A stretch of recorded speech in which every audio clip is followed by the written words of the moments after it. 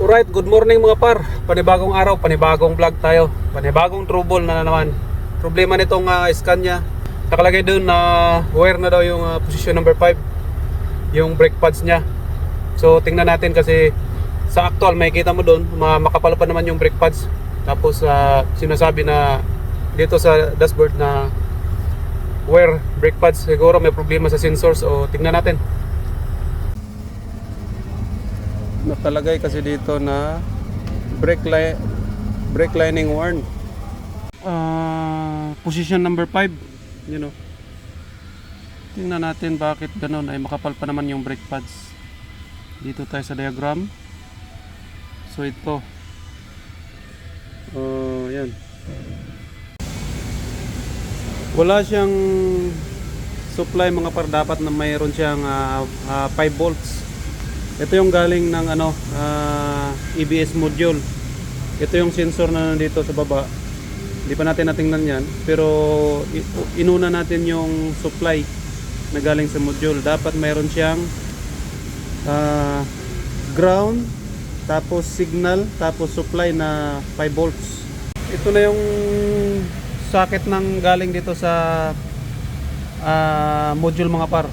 So mag resistance check tayo or continuity test galing dito papunta doon.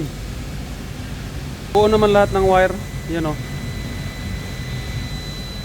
Nahirap pag walang videographer. So sunod mag-hire na ako ng videographer. So buo lahat ng wire.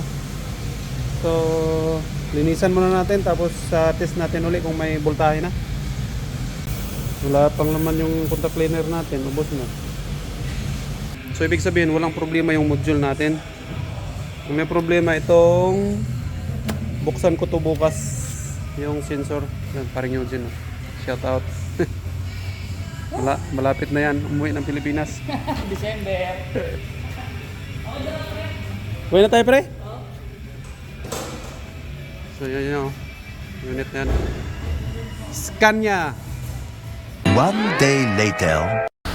So yung signal voltage ng number 5 ang mababa, 1.6. Yung iba naman ay parehas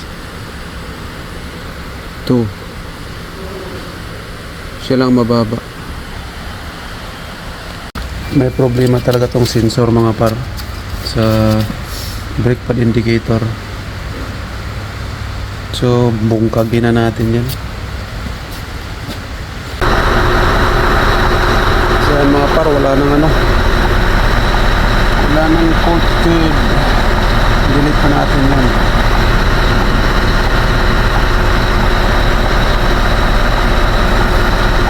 So okay na lahat. May problema tong booster na to, nakalabas. Kahit hindi naka-apply yung parking brake doon, naka-release. Dapat ito magre-release. Susubukan natin ibalik yan. Okay na doon, wala nang fault code. Ginawa natin, in-exercise lang natin to. In-adjust lang natin dito sa adjuster. Tinanggal natin yung brake pads kanina. Tapos in-exercise natin yung loob. Atras abante. Hanggang sa siguro nag-set na yung sensor. So okay na to mga par. Wala na siyang fault code doon sa scanner natin. Wala nang fault code na nadidetect. So parehas na yung reading niya. So yung pinaka problema, ito na lang booster, kasi hindi nagre-release. Tingnan mo, kalog-kalog na, putol-putol na yung spring sa ilalim. Dapat pag nag-release ka ng parking, dapat ito tutulak yan paloob. Ngayon nakalabas na siya lagi, ibig sabihin tinutulak niya lagi yung brake pads. So ang mangyayari niyan, pakat or magi-stuck ito. Parang nakapreno siya lagi. Palitan muna natin yan.